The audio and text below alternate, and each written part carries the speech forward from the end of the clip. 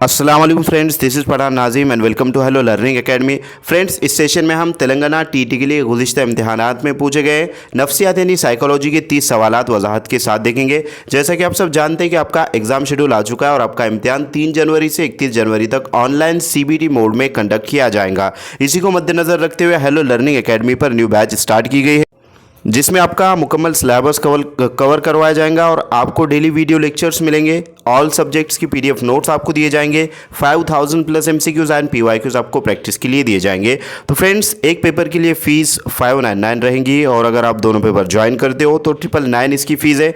अगर आप इंटरेस्टेड हो तो नीचे दिए गए नंबर पर कॉन्टैक्ट कीजिए और कोर्स को ज्वाइन कीजिए। तो वक्त को ज़ाया ना करते हो, चलते हम क्वेश्चन की तरफ। क्वेश्चन है, इंग्लैंड में ऑक्सफोर्ड के करीब परसे के मकाम पर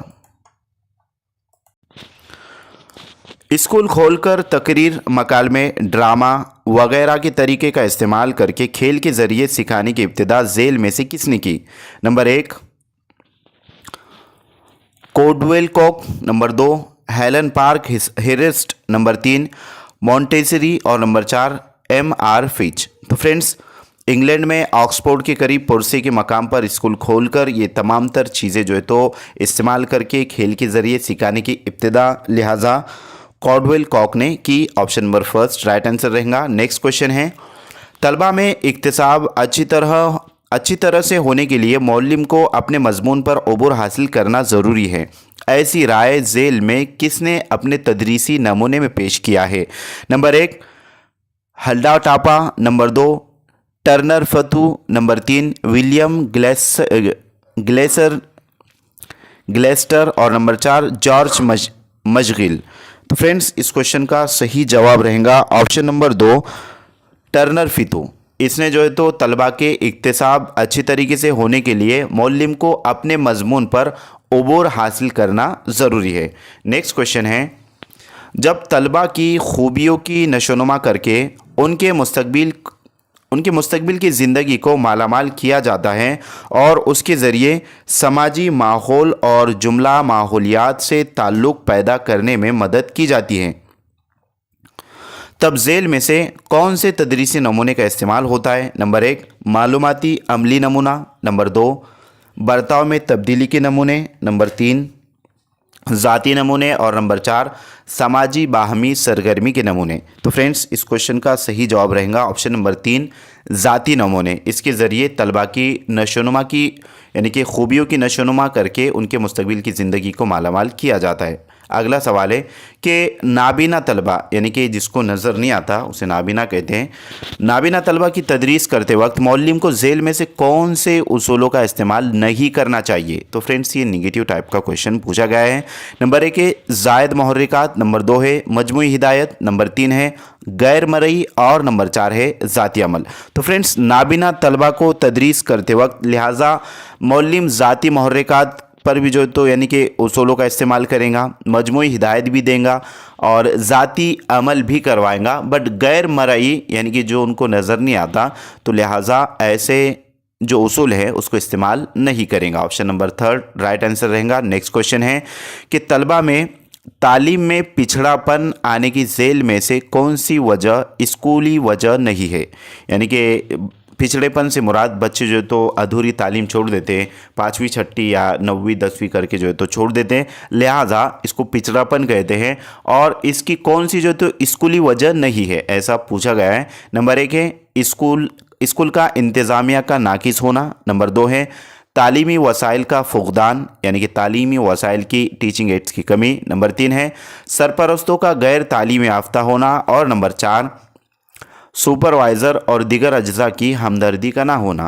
तो फ्रेंड्स, इस क्वेश्चन का राइट आंसर रहेगा ऑप्शन नंबर 3 सरपरस्तों का गैर तालीम याफ्ता होना। ये स्कूली यानी कि बच्चों की तालीम के तलबा में तालीम में पिछड़ेपन की जो है तो ये वजह है। अगर से वालिदैन सरपरस्त तालीम याफ्ता नहीं रहेंगे तो वो उसी तरीके से जो है तो बच्चों को जिस तरीके से वो काम करते आ रहे हैं तो बच्चों को स्कूल से निकाल करके कोई भी काम में जो है तो लगा देते हैं। ऐसा हम जो है तो अक्सर बारह जो है तो देखते हैं। लिहाजा तालीम याफ्ता होना बहुत ही अहमियत का हामिल होता है। तो फ्रेंड्स इस क्वेश्चन का राइट आंसर रहेगा ऑप्शन नंबर 3। अगला सवाल है कि ज़ाती मुशाहिदे के तरीके के बारे में ज़ेल में दिए गए बयानात में से कौन सा बयान नामुनासिब है। तो फ्रेंड्स ये भी निगेटिव टाइप का क्वेश्चन लिहाजा पूछा गया है।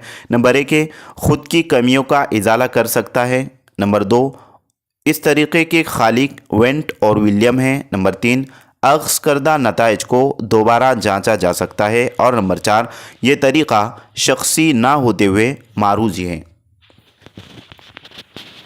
तो फ्रेंड्स ज़ाती मुशाहिदे का जो तरीका है लिहाजा ये तरीका शख्सी तरीका नहीं है बल्कि मारूजी तरीका है। ऑप्शन नंबर 4 सही जवाब रहेगा। नेक्स्ट क्वेश्चन की तरफ चलते हैं। अगला सवाल है कि शख्सियत पर असरअंदाज होने वाले समाजी नफ्सियात के अज्जा का मुनासिब ग्रोह कौन सा है। समाजी नफ्सियात से रिलेटेड क्वेश्चन पूछा गया है। नंबर 1 है विरासत, जिस्मानी कमज़ोर, जिस्मानी कमियाँ। नंबर 2 है विरासत, ख़ानदान, समाजी कमज़ोरी जिस्मानी कमज़ोरी। नंबर 3 है ख़ानदान, पड़ोसी और तहज़ीब। और नंबर 4 है पड़ोसी, तहज़ीब और विरासत। तो फ्रेंड्स इस क्वेश्चन का करेक्ट आंसर रहेगा ऑप्शन नंबर 3 ख़ानदान, पड़ोसी और तहज़ीब। लिहाजा ये शख्सियत पर असरअंदाज होने वाले समाजी नफ्सियात के अज्जा का मुनासिब ग्रोह है।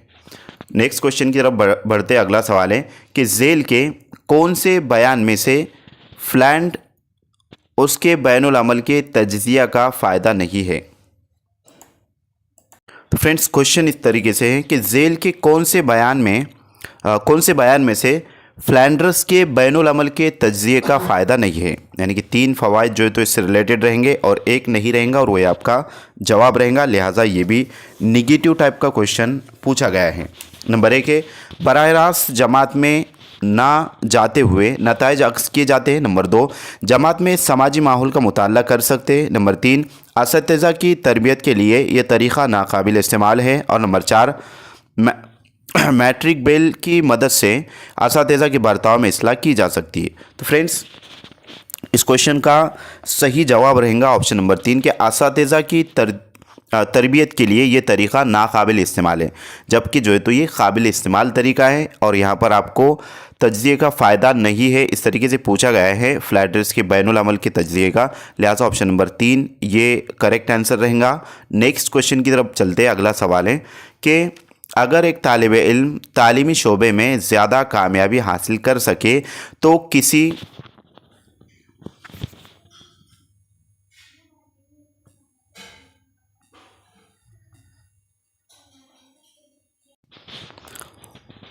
किसी एक खेल में गैर मामूली कामयाबी हासिल करके तालीमी शोबे में हुई नाकामी का इजाला करता है। लिहाजा इसे क्या कहेंगे। नंबर 1 है हिमायत, नंबर 2 है इजाला, नंबर 3 है पेशकश और नंबर 4 है अलाहिदगी। तो फ्रेंड्स इसे इजाला कहेंगे कि एक तालिब इल्म है तालीमी शोबे में ज़्यादा कामयाबी हासिल कर सके तो किसी एक खेल में गैर मामूली कामयाबी हासिल करके तालीमी शोबे में हुई नाकामी का इजाला करता है। लिहाजा इसे इजाला कहते हैं। ऑप्शन नंबर 2 सही जवाब रहेगा। नेक्स्ट क्वेश्चन की तरफ चलते। अगला सवाल है किसी मज़मून के तजुर्बात का, हालात का और अमल का मजमूई तौर पर ख़याल किए बग़ैर इदराक होकर बामायनी मालूमात पैदा नहीं होती और उसके बारे में ही बसीरत नहीं आती। ये मुंतकली के कौन से नज़रियात के मुताबिक होता है। नंबर 1 उमूमियत का यकसा अज्जा का नज़रिया। नंबर 2 उमूमियत का नज़रिया। नंबर 3 मसालियत का नज़रिया। और नंबर 4 गेस्टॉल्ट का नज़रिया मुंतकली। तो फ्रेंड्स इस क्वेश्चन का करेक्ट आंसर रहेगा ऑप्शन नंबर 4 गेस्टॉल्ट का नज़रिया मुंतकली। अगला सवाल है आखिरी बचपन से मुताल्लिक दर्ज झेल में से कौन सा बयान दुरुस्त है। नंबर 1 उन बच्चों की समाजी इस्तेदाद और आला पैमाने की होती हैं। नंबर 2 उनके अखलाकी बर्ताव की पसंदीदगी का इन्हिसार हल्का बनाने में नहीं होता। नंबर 3 गुरोह के मफाद के लिए वालिदैन को धोखा दे सकते हैं। और नंबर 4 अपने हम उम्रों की तरफ राग़िब नहीं होते। तो फ्रेंड्स कौन सा बयान दुरुस्त है, इस तरीके से क्वेश्चन पूछा गया है। लिहाजा ऑप्शन नंबर 3 आपका करेक्ट आंसर रहेगा कि गुरोह के मफाद के लिए वालिदैन को धोखा दे सकते हैं। ये आखिरी बचपन से रिलेटेड क्वेश्चन पूछा गया। अगला सवाल है कि दर्ज झेल मुतबादिलात में से कौन सा मुतबादिल तुफूलियत की नशोनुमा के लिए मफीद और मखसूस है। नंबर 1, बच्चे की हरकत व सकनात में इजाफा पैर से सर तक होता है। नंबर 2, याददाश्त की सलाहियत तेज़ होती है। नंबर 3, 4 से 6 माह के बच्चों को खौफ महसूस होता है। और नंबर 4, वक्त का तस्वुर वाज़े होता है। तो फ्रेंड्स ऑप्शन नंबर फर्स्ट है कि बच्चों की हरकत व सकनात में इजाफा पैर से सर की तरफ सर तक होता है। तो सर से पैर की जानिब होता है, ना कि पैर से सर की जानिब। तो फ्रेंड्स तुफूलियत की नशोनुमा के लिए जो है तो मफीद और मखसूस जो मुतबादिल रहेगा, लिहाजा ऑप्शन नंबर 2 आपका सही जवाब रहेगा कि याददाश्त की सलाहियत तेज़ होती है। यानी कि तुफूलियत की नशोनुमा में याददाश्त की जो सलाहियत है वो तेज़ होती है। ऑप्शन नंबर 2 राइट आंसर रहेगा। नेक्स्ट क्वेश्चन है, जीन प्याजे ज़हनी नशोनुमा और उसके अज्जा की जोड़ी का दुरुस्त मुतबादिल कौन सा है। यानी कि प्याजे की थ्योरी से रिलेटेड क्वेश्चन पूछा गया है। तो उसकी मुनासिब जोड़ी जो कि 4 यानी कि उसने स्टेजेस बतलाए थे, जैसे कि सेंसरी मोटर स्किल है, उसके बाद जो है तो pre operational stage, concrete operational stage और लास्ट में जो है तो एडल्ट सेंस वगैरह के ताल्लुक से उसने बताया है। लिहाजा ऑप्शन नंबर फर्स्ट है कि बातचीत करने से कबल का मरहला, फ़ाली होने से पहले नुमाइंदगी का ज़माना, नंबर 3 मकरून अमल करने का मरहला और नंबर 4 ज़हनी नशोनुमा का मरहला। यानी कि कॉग्निटिव डेवलपमेंट, इनकी ये डेवलपमेंट है, सेंसरी मोटर है, उसके बाद जो है तो प्री ऑपरेशनल, कॉन्क्रीट ऑपरेशनल और फॉर्मल ऑपरेशनल। तो इस तरीके से 4 स्टेजेस उसने बतलाए, उसके अकॉर्डिंग कौन सी जोड़ी दुरुस्त रहेंगी। तो फ्रेंड्स यहाँ पर जो रहेगा, लिहाजा अलिफ नज़रियाती मसाइल को हल करता है। नंबर 2 बे कुछ हद तक तस्वुर पैदा होता है। जीम है बच्चा मुहर्रिकात की दर्जाबंदी करना सीखता है। और दाल है कुदरती वाक़यात से नताइज अक्स कर सकता है। तो फ्रेंड्स यहाँ पर लिहाजा बातचीत करने से कबल का जो मरहला रहेगा वो रहेगा कुदरती वाक़यात से नताइज अक्स करना। ये जो है तो बातचीत करने से कबल का मरहला होता है। उसके बाद है सेकेंड है कि फ़ाली होने से पहले नुमाइंदगी का ज़माना जो होता है, लिहाजा वो कुछ हद तक तस्वुर पैदा होता है इसके अंदर। उसके बाद जो है तो मकरून अमल करने का मरहला जो है, इसमें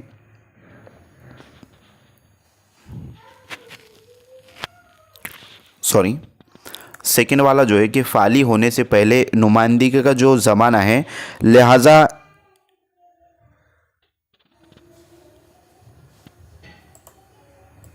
फ्रेंड्स ये इसका यही रहेगा कि कुछ हद तक तस्वुर पैदा होता है।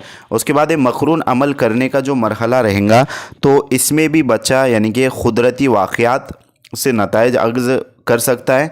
और ज़हनी नशोनुमा का मरहला, लिहाजा ज़हनी नशोनुमा का जो मरहला होता है वो नज़रियाती मसाइल को हल करता है। इसके अंदर जो बच्चा होता है वो नज़रियाती मसाइल को हल करता है। अब ये जो आपको स्ट्रक्चर नज़र आ रहा है, लिहाजा इसके अकॉर्डिंग आपका कौन सा आंसर करेक्ट रहेगा, आपको कमेंट बॉक्स में इसका जवाब देना है।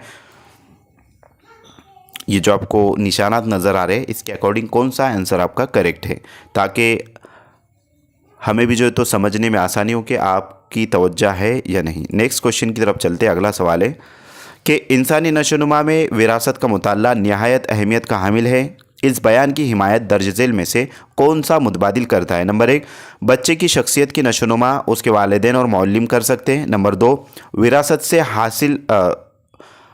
से हासिल होने वाली खूबियों का शख्सियत की नशोनुमा में कोई हिस्सा नहीं होता।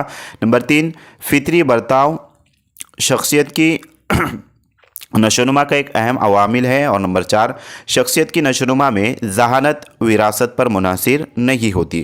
तो फ्रेंड्स इस क्वेश्चन का सही जवाब रहेगा ऑप्शन नंबर 3 कि फितरी बर्ताव शख्सियत की नशोनुमा का एक अहम अवामिल है।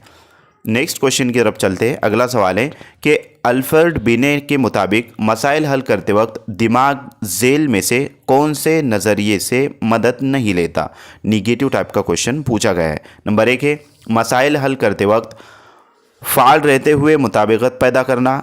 नंबर 2 है काम का खुद मुहासबा करना और ज़रूरत के मुताबिक दानिस्ता गलतियों की इस्लाह करना। नंबर 3 अलहदा हिस्सों को यकजा करके तरकीब करना। और नंबर 4 मसाइल हल करने के मकसद से मखसूस तरीक़ों का इंतखाब करना। तो फ्रेंड्स अल्फ़ा बिने से रिलेटेड क्वेश्चन है, लिहाजा इस क्वेश्चन का करेक्ट आंसर रहेगा ऑप्शन नंबर 3, क्योंकि ये जो है तो नज़रिए से इसमें मदद नहीं मिलती, अलहदा हिस्सों को यकजा करके तरकीब करना, लिहाजा ये रॉन्ग रहेगा और ये आपका राइट आंसर रहेगा। नेक्स्ट क्वेश्चन है ज़हनी आजमाइश के लिए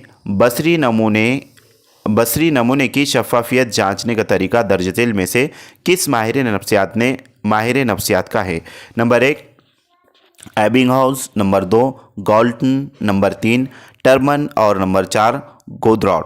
तो फ्रेंड्स इस क्वेश्चन का करेक्ट आंसर है option number 2 Galton. Next question है कि भारतीय माहिर नफ्सियात दिलीप सिंह ने जज्बाती जहानत को समाजी जहानत फ़र्ज करते हुए उसके बारे में झेल में कुछ राय पेश की है, उनमें कौन सी राय गलत है। ये भी निगेटिव टाइप का क्वेश्चन है। इसमें से 3 राय जो रहेंगी यानी कि 3 ऑप्शन ये दिलीप सिंह के जज्बाती नज़रिए से रिलेटेड रहेंगे, यानी कि दिलीप सिंह से रिलेटेड रहेगा, लेकिन एक जो है तो रॉन्ग राय रहेंगी, वही आपका करेक्ट आंसर रहेगा। नंबर 1 जज्बाती जहानत एक सलाहियत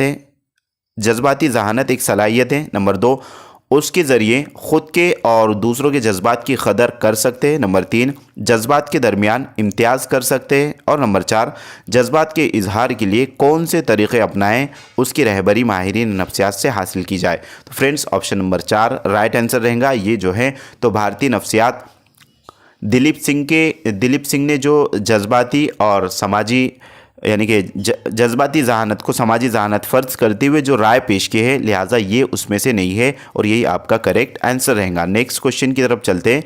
अगला सवाल है झेल में कौन सी मिसालें बाहमी इनफरादियत की तफरीक को जाहिर करती है। नंबर 1 सचिन को इल्मुल हिसाब करने में दिलचस्पी है। नंबर 2 सारा को गाड़ियों की आवाज़ से गाड़ियाँ पहचानने का शौक़ है। नंबर 3 ऋतुजा को गाना सुनने का शौक़ है। और नंबर 4 मार्तक को बास्केटबॉल खेलना पसंद है। तो फ्रेंड्स इस क्वेश्चन का राइट आंसर रहेगा ऑप्शन नंबर 2 कि सारा को गाड़ियों की आवाज़ से गाड़ियाँ पहचानने का शौक़ है, लिहाजा ये बाहमी इनफरादियत की तफरीक को जाहिर करता है। नेक्स्ट क्वेश्चन है बेहतरीन फ़न पारे अदब की तख्लीक और मुहिम जोई के पसे पुश्त काम और जिस्मानी तहरीक होती है, ऐसा ख्याल झेल में से किस माहिर नफ्सियात ने पेश किया है। Number 1 Norman, number 2 Lindsay, number 3 Freud और नंबर 4 स्किनर। तो फ्रेंड्स ये सिगमंड फ्राइड ने जो है तो इस तरीके से ख्याल को पेश किया है, ऑप्शन नंबर 3 सही जवाब रहेगा। नेक्स्ट क्वेश्चन है तवज्जा की नोयत से मुतालिक झेल में से कौन सा बयान नामुनासिब है। तवज्जा से रिलेटेड क्वेश्चन पूछा गया है और निगेटिव टाइप का क्वेश्चन पूछा गया है। तो फ्रेंड्स आपको क्वेश्चन के पैटर्न पर बखूबी जो है तो तवज्जा मरकूज़ करना है कि सवाल कौन सा आएगा। जब आप एग्ज़ाम हॉल में जाओगे तो सवाल को आपको दोबारा रीड करना है कि इसमें पूछा क्या जा रहा है। और सवाल में जो है तो एक वर्ड होता है जिसको जिसको जो तो टैग लफ्ज़ आप कहिए, एक लफ्ज़ होता है जिसके मायने हमें पता नहीं होते और उसी में जवाब छुपा हुआ होता है, तो उतनी स्टडी हमारी होनी चाहिए। नंबर 1 है जज्बात और बेदारी, फ़िक्र और तख़य्युल, इन बातों का शुमार तवज्जा में नहीं होता। नंबर 2 तवज्जा क़ल्बी ताकत नहीं है बल्कि नफ्सियाती अमल है। नंबर 3 तवज्जा के बग़ैर दीगर कोई भी नफ्सियाती अमल मुमकिन नहीं है। और नंबर 4 तवज्जा का अमल अमली और जज्बाती होता है। तो फ्रेंड्स तवज्जा से रिलेटेड जो क्वेश्चन पूछा गया है, लिहाजा इस क्वेश्चन का करेक्ट आंसर है ऑप्शन नंबर 1 ये जो है तो नामुनासिब है कि जज्बात और बेदारी, फ़िक्र और तख़य्युल, इन बातों का शुमार तवज्जा में नहीं होता, जबकि तवज्जा में इसका शुमार होता है। और बकिया जो 3 ऑप्शन है ये जो है तो तवज्जा से रिलेटेड है। नेक्स्ट क्वेश्चन है एहसास और इदराक के बारे में दिए गए बयानात में से कौन सा बयान मुनासिब नहीं है। नंबर 1 एहसास तजुर्बे की मरई शक्ल नहीं है जबकि इदराक एक बामायनी तजुर्बा है। नंबर 2 जब एहसास को मफ़हूम हासिल होता है तो उसे इदराक कहते हैं। नंबर 3 हम आसानी के साथ कह सकते हैं कि जहां महसूसात वहां से इदराक शुरू होता है। और नंबर 4 एहसास और इदराक इल्म हासिल करने के मराहिल है।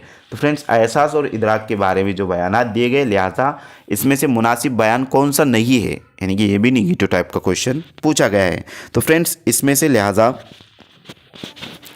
एहसास और इदराक में से इसमें जो मुनासिब बयान नहीं रहेगा वो रहेगा ऑप्शन नंबर 3 के हम आसानी के साथ कह सकते हैं कि जहाँ महसूसात वहाँ से इदराक शुरू होता है।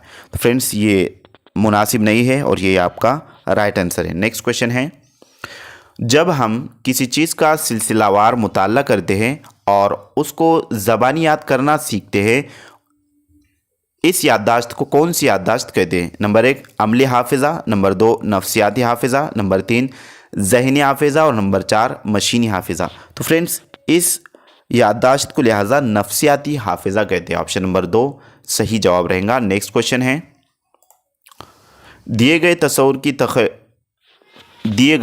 तसव्वुर की तख्लीक के मराहिल का मुनासिब सिलसिला कौन सा है? अलिफ है, एक ही किस्म की अशिया की मालूमात में से हर किस्म की खूबियों का तज्जिया करके कुछ मखसूस खूबियाँ अलहदा करना। बे है, अलहदा की गई खूबियों की तकसीम करना। जीम, अशिया का क़तई इल्म होना। दाल, अल्फाज की शक्ल में तसव्वुर को ज़ाहिर करना। और दाल है लास्ट में है कि तसव्वुर को मुजर्रद शक्ल देना। तो फ्रेंड्स इस क्वेश्चन का करेक्ट आंसर है यहाँ पर जो है तो वाव है लास्ट में। तो इसके अकॉर्डिंग यानी कि तख्लीक के मराहिल का मुनासिब सिलसिला, तसव्वुर की जो तख्लीक है कि किस तरीके से जो तो कंसेप्ट बनता है, कंसेप्ट यानी कि बनता है, मेक होता है, तो उससे रिलेटेड क्वेश्चन पूछा गया है। तो फ्रेंड्स यहाँ पर लिहाजा इस क्वेश्चन में जो सीक्वेंस है ऑप्शंस की, जैसे कि आपके यहाँ पर दाल नज़र आ रहा है, यहाँ पर भी जो तो दाल नज़र आ रहा है, तो इसकी जो तरतीब होती है फ्रेंड्स अलिफ बे जीम दाल और है होती है, और यहाँ पर से आ गया है। यानी कि ये जो क्वेश्चन है ये मतलब क्वेश्चन सही है बट उसके ऑप्शन जो है तो यहाँ पर रॉन्ग दिए गए थे, और उसी तरीके से आपको यहाँ पर बतलाने के लिए कि ऐसे जो है तो मिस्टेक्स पेपर में होते हैं, बट आने वाले पेपर में ऐसा मिस्टेक नहीं होगा। तो खैर इसके अकॉर्डिंग आपका जो आंसर बतलाया गया है आंसर की के मुताबिक ऑप्शन नंबर 2 है। तो जीम इसमें से करेक्ट रहेगा, उसके बाद अलिफ भी राइट रहेगा, और उसके बाद है बे भी जो है तो राइट है, और से और जीम ये जो तो दोबारा यानी कि डबल आया है, लिहाजा ये जो तरतीब रहेंगी इसमें वाव और दाल हो सकता है, और सॉरी है और दाल, और यहाँ पर वाव जो है तो आया हुआ है, तो इस तरीके से मिस्टेक्स होते हैं। लिहाजा नेक्स्ट क्वेश्चन की तरफ हम बढ़ते हैं। अगला सवाल है कि झेल में से हाफिज़े के अक्स के मराहिल से मुतालिक कौन सा बयान दुरुस्त है? हाफिज़ से रिलेटेड क्वेश्चन पूछा गया है। नंबर 1 है, इब्तिदाई हाफिज़ा बाद के हाफिज़े के अक्स के मुकाबले कमज़ोर होता है। नंबर 2, हाफिज़ा अक्स इब्तिदाई हाफिज़ा अक्स से ज़्यादा तेज़ होता है। नंबर 3, ख्वाब में देखे हुए अक्स बाद हाफिज़ अक्स होते हैं। नंबर 4, बाद हाफिज़ अक्स की तेज़ी इब्तिदा में कम होती है। तो फ्रेंड्स इस क्वेश्चन का सही जवाब रहेगा हाफिज़े से रिलेटेड कि इब्तिदाई हाफिज़ा जो होता है बाद के हाफिज़े के अक्स के मुकाबले कमज़ोर होता है। ऑप्शन नंबर 1 राइट आंसर है। नेक्स्ट क्वेश्चन है, मसाइल के तदारुक के लिए झेल में से कौन सा बयान मददगार होगा? नंबर 1, एक फ़र्द फ़ैसला लेते वक्त ख़यालात की बनिस्बत जज्बात को अहमियत देता है। नंबर 2, एक फ़र्द मसाइल हल करने की बनिस्बत मसाइल से राह फ़रार इख्तियार करता है। नंबर 3, एक फ़र्द अपनी सहूलत के मुताबिक मफ़हूम अक्स करता है। और नंबर 4, कोई शख्स किसी दूसरे पर या उसके ख़यालात के बारे में गैर जानदारी से सोचता है। तो फ्रेंड्स मसाइल से रिलेटेड क्वेश्चन है, लिहाजा इस क्वेश्चन का करेक्ट आंसर रहेगा कि कौन सा बयान मददगार होगा मसाइल के तदारुक के लिए। तो ऑप्शन नंबर 4 राइट आंसर रहेगा कि कोई शख्स किसी दूसरे पर या उसके ख़यालात के बारे में गैर जानदारी से सोचता है। नेक्स्ट क्वेश्चन की तरफ चलते हैं। अगला सवाल है कि आमोजिश से मुतालिक कौन सा बयान नामुनासिब है? ये भी निगेटिव टाइप का क्वेश्चन है। नंबर 1 है, आमोजिश ये एक बर्ताव का अमल है और वो बामकसद होता है। नंबर 2, सरगर्मी का इयादा गैर ज़रूरी है। नंबर 3, आमोजिश के लिए तरगीब के तौर पर इनामात की अहमियत होती है। नंबर 4, मकासद के हुसूल के नज़रिए से जद्दोजहद करना लाजमी है। तो फ्रेंड्स इस क्वेश्चन का सही जवाब रहेगा ऑप्शन नंबर 2 कि सरगर्मी का इयादा गैर ज़रूरी है, जबकि सरगर्मी का जो इयादा होता है वो ज़रूरी होता है। ये आमोजिश से रिलेटेड नामुनासिब बयान है। ऑप्शन नंबर 2 आपका सही जवाब रहेगा। नेक्स्ट क्वेश्चन की तरफ चलते हैं। अगला सवाल है, मुसलसल और हमाजहत पैमाइश कदर के झेल के हुदूद में से कौन सी हद नामुनासिब है? ये भी निगेटिव टाइप का क्वेश्चन है। नंबर 1 है अमल तखातुब यानी कि फॉलोअप की कमी। नंबर 2 वालिदैन में दिलचस्पी की कमी। नंबर 3 समाज का सिर्फ म्यार की तरक्की पर जोर। और नंबर 4 तालीमी वसाइल का फुकदान। तो फ्रेंड्स इस क्वेश्चन का सही जवाब रहेगा ऑप्शन नंबर 3 कि समाज का सिर्फ म्यार की तरक्की पर जोर। ये जो है तो मुसलसल और हमाजहत पैमाइश कदर के यानी कि हुदूद में नामुनासिब रहेगा। नेक्स्ट क्वेश्चन है, शरह रब्त और उसका मफहूम ज़ाहिर करने वाली मुनासिब सिलसिलावार जोड़ी कौन सी है? शरह रब्त यहाँ पर बतलाया गया है 0.20 प्लस से जो है तो या कमी या कम, और मफहूम है कम रब्त, ज़्यादा रब्त, काबिल नज़रअंदाज रब्त और औसत रब्त। तो फ्रेंड्स इसके अकॉर्डिंग लिहाजा ऑप्शन नंबर आपका डायरेक्टली जो है तो हम ऑप्शन ले लेंगे। ऑप्शन नंबर 3 राइट आंसर रहेगा। अब आपको यहाँ पर क्या करना है, ये जो तीसरा ऑप्शन आपको नज़र आ रहा है इसके अकॉर्डिंग आपको सीक्वेंस लगाना है। जैसे कि पहले का जीम है तो यहाँ पर जो है तो ये पहला है, उसका जीम है कि काबिल नज़रअंदाज रब्त, ये जो है तो 0.20 या उससे कम होता है। उसके बाद है दूसरे का अलिफ, कम रब्त जो होता है वो 0.20 से 0.40 प्लस होता है। उसके बाद है नंबर 3 का दाल, औसत रब्त जो होता है वो 0.40 से 0.70 होता है। और नंबर 4 है बे, ज़्यादा रब्त जो होता है वो 0.70 से 1 प्लस जो है तो होता है, यानी कि 1 - 0 इस तरीके से प्लस होता है। नेक्स्ट क्वेश्चन की तरफ बढ़ते हैं। अगला सवाल है, स्कैनर के मशरूत तक़वियती नज़रिए पर मबनी तरीक़े में किसी मज़मून के जिस हिस्से को पढ़ना होता है, किसी मज़मून के जिस हिस्से को पढ़ना होता है उसका तज्ज़िया करके इल्म के छोटे छोटे मनाजिल में तकसीम करके तदरीस की जाती है। झेल में से कौन सा तरीक़ा तदरीस कहलाता है? यानी कि स्कैनर से रिलेटेड क्वेश्चन है कि उसका जो मशरूत तक़वियती नज़रिया पर मबनी तरीका है, लिहाजा जो मज़मून पढ़ाना है उसको तज्ज़िया करके, यानी कि उसका तज्ज़िया करके इल्म के छोटे छोटे मनाजिल में तकसीम करते हैं। लिहाजा ये जो तरीक़ा तदरीस है उसको क्या कहेंगे? नंबर 1 है मरबूत तरीका। नंबर 2 है जायज़े का तरीका यानी कि रिव्यू। नंबर 3 है प्रोग्राम ट्रेनिंग तदरीजी तरीक़ा कार। और नंबर 4 है तस्वीरी ज़बान का तरीका। तो फ्रेंड्स इस क्वेश्चन का सही जवाब रहेगा ऑप्शन नंबर 3 प्रोग्राम ट्रेनिंग तदरीजी तरीक़ा कार। नेक्स्ट क्वेश्चन है, झेल के कौन से तरीक़े तदरीस में जमाती कमरे नहीं होते बल्कि मज़ामीन के कमरे होते हैं, जिसमें ज़रूरी दरसी किताबें, मज़ीद मुताल्लिक़ की किताबें, हवाला जाती कुतुब, रिसाले मज़मून से मुताल्लिक़ नक्शे और तस्वीर होते हैं। उनके साथ साथ माहिर मज़मून मौजूद रहते हैं और तदरीसी काम जारी रहता है। तो इसे कौन सा जो है तो तरीक़ा कहेंगे? नंबर 1 है डॉल्टन का तरीका। नंबर 2 है प्रोजेक्ट का तरीका। नंबर 3 है गिरी का मंसूबा। और नंबर 4 है बुनियादी तालीम का तरीका। तो फ्रेंड्स इसे डॉल्टन का तरीका कहते हैं। ऑप्शन नंबर 1 राइट आंसर रहेगा। तो मैं उम्मीद करता हूँ कि आपको तमाम तर क्वेश्चन अच्छे से समझ में आ गए होंगे। लिहाजा मिलते हैं हम नेक्स्ट टाइम नेक्स्ट